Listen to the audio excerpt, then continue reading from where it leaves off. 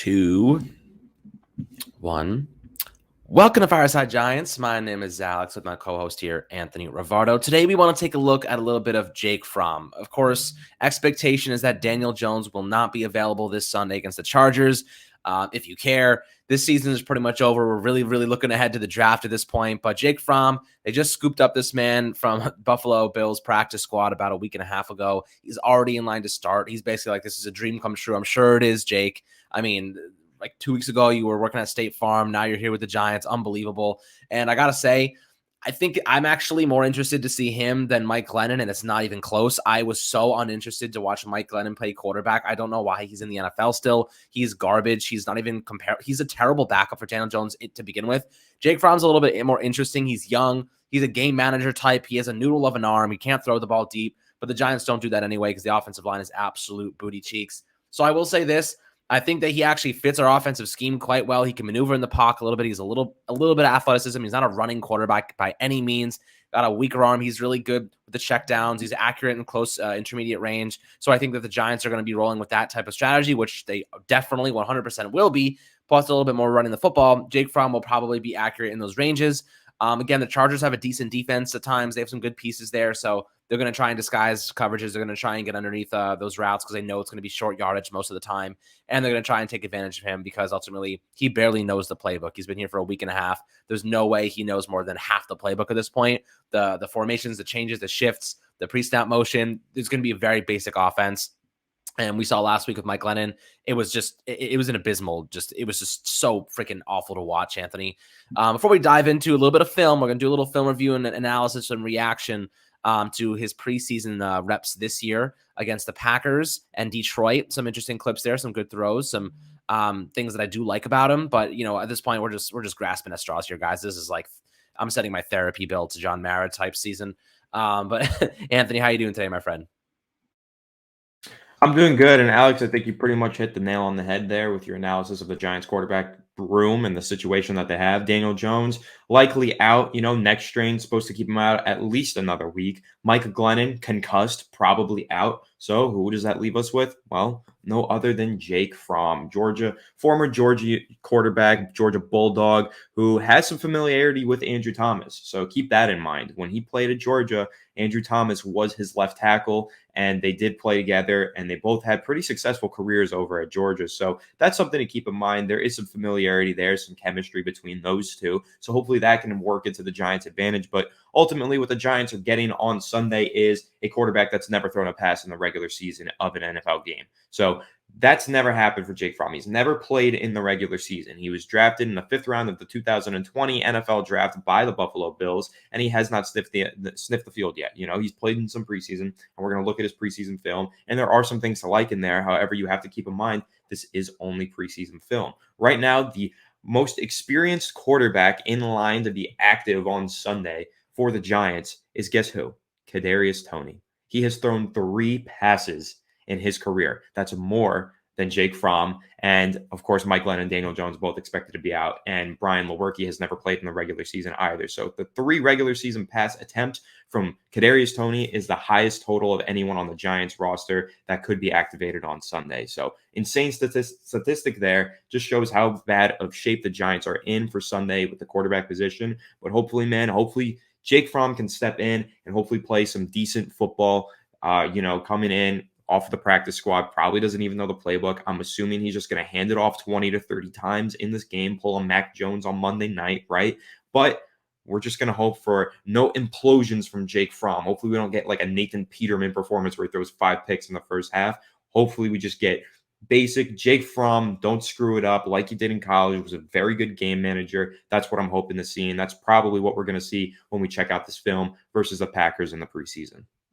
The disrespect they did to Brian Lewerke, by the way, that's so disrespectful, bro. They really went and plucked a different practice squad player who didn't know the roster, that didn't know the playbook at all, and said you're starting over Brian Lewerke. They're both freaking practice squad players. Like, what's the point? Well, Lewerke's preseason was bad. Jake Fromm's wasn't bad. So that's probably what they were looking at. He doesn't even know the playbook. Like, you really got to rip up the entire playbook for Jake Fromm. But you remember how all Giants fans were just ripping Brian Lewerke during the preseason because he was so They're bad. So practice squad guys. I mean, they're freaking. yeah. That's why they're there. Like Jake Fromm is not like To be guys. fair, though, I Jake never Fromm is thought not Jake going to Fromm play should well. be a practice squad guy. Like, I think Jake Fromm does have some talent. He showed some talent at Georgia. I just think it was the situation that Buffalo had that forced him onto the practice squad. I feel like, if he was drafted by another team, he probably would have been the QB2 somewhere. But just the situation that the Bills have, I mean, with Josh Allen, such a great team there, might as well just leave him on the practice squad. Yeah, no, I agree. I mean, you might as well. Jake Fromm, I guess, can't hurt to see. He had a pretty good career with Georgia. He finished in his senior or his junior year, rather. He foregone his senior season. 2,860 passing yards, 24 touchdowns, and 5 interceptions. I mean, he was pretty decent, right? He was a pretty decent player for Georgia, but I'll say, like, we're really grasping at straws at this point, guys. Like, the fact that people expect him to put up, like, more points than DJ or even Mike Lennon is ridiculous to me. He's not, he doesn't even know the roster. Like, he doesn't even know the guys that are around him. Who knows who's going to be healthy? Kenny Galladay with the new rib issue. Let's see what happens this week. Let's jump into the film here, guys. It's about a minute long. There's not much film on him, but we'll see what we can find. It's definitely limited, but let's start off here. He's in shotgun. It's going to be a little comeback around the bottom of your screen, and he does a nice job anticipating this throw. He goes through his reads, finds a nice little comeback, gets the ball in there, a pickup, almost a first down, lets this guy make a play. But I'll tell you what, it's nothing. This is just basic routes. They're just short concepts. He's a game manager. He has a noodle for an arm. He's not going to be slinging the rock downfield. He has one throw in this game that's actually pretty awesome. I'll tell you what, though, it doesn't. I think it was out of bounds anyway. But actually, we'll see. He might have been in bounds on this one. Let's take a look. All right, so right off the bat, nothing special here. Another side, basically the same exact route concept on the opposite side of the field. It's a lot of curls. I'm sure Jason Garrett would have loved them, That's He's facts. throwing the curl routes pretty accurately on this film. Yep. Back shoulder of the quarter of the receiver. Give him some space. See what we got here. I do like his footwork, and on this play, you're going to see him rush it in for a touchdown. Really nice 13 play yards. there. He's But got some athleticism. I like his pocket presence on that play. That was pretty good. It's a deep drop, and he kind of feels the pressure coming off of the edge, and he also sees the guard on the ground, lets a guy through. The way that he steps through the pocket here with two hands on the football and manages his way through and finds a lane is pretty solid. That is pretty good vision and pocket presence and awareness by Jake Fromm there. That's kind of something that we did see from him at Georgia. He was always good in the pocket. Once you get him out of the pocket off script, that's usually where he starts to struggle. But right here, he does a really good job finding a lane, stepping through the pocket, and using his wheels. He's a young quarterback with some decent wheels, is able to rush in for a touchdown. I really like this play. Tell you what, all of those Packers defensive backs were cut. Every single one. Look at this. 4 guys. Zero First guy effort. misses. Oh my God. These guys absolutely got cut. I mean, are you dead ass? Look at that. What? He's a quarterback. Kill him. He's running the football. Make it blow his shit up. Are you serious? All of them just lack effort. I mean, that guy is definitely Farris, number 30. You're definitely cut. I mean, like, this just embarrassing. But let's take a look at some more throws here. So this is a play that I liked. Again, Giants offensive line. There is no chance in hell he's standing in the pocket for this long. I mean, just look at from the snap here to when he actually throws this football. Let's say 1, 2, 3, 4 seconds. He has about 1.5 with his Giants offensive line. There's no chance he has this much time to go from his first read on the right. Look, he's looking on that deep route, but his receiver's getting pressed to the sidelines. No way he's getting beat there. I mean, that this guy is stumbling over his own feet. This is a mess. And then he basically finds his check down running back on the sideline here. He ends up getting a first down. It's a nice yard pickup. But I do like how he got through all his read. One of Daniel Jones' biggest weaknesses is going through his progressions, especially when the offensive line is bad. So maybe Jake Fromm coming in here doesn't really know how bad this offensive line is just yet. Has a few snaps where he's like standing in there and he has actually a little bit of time. I know Mike Lennon had a couple situations last game where he actually had some time in the pocket and he just stood there like a freaking moron. But you'll see here, he goes across 1, 2, 3, 4, he finds his check down, and he looks, and in the process of going through his reads, he looks off this linebacker towards number 80. And I think that he actually creates a little bit of space inadvertently for the running back there, and he gives him some space to pick up that first down. So I do like how he went through all of his progressions there. It shows that he does have the ability to stand in the pocket and do that, which, you'd expect from quarterbacks that go to big schools, or guys that are in the NFL in general, just a basic ability to go through your progressions. But when your offensive line is falling apart so fast, you get hooked on your first read a lot. And I think that something Daniel Jones has really had trouble with because he's been kind of hit so many times, taken so many big shots, so little time in the pocket. He's just so focused on getting rid of the ball as fast as possible.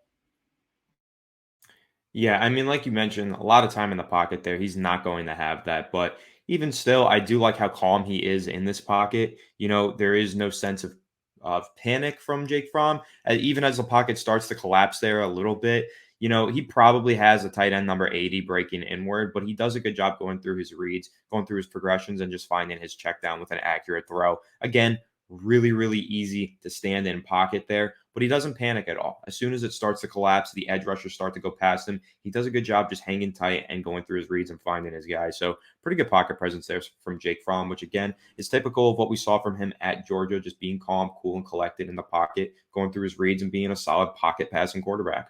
Yeah, I mean, that's really what he is, right? He's a calm kind of presence in the pocket. He actually moves decently well. He's a game manager, right? He's like really he's like a knockoff Alex Smith to a degree. He's gonna really throw those easy probability throws, high completion percentage. He's gonna get the ball there, but if he's trying to throw it deep, he's a little inaccurate. He does not have the arm strength to go deep.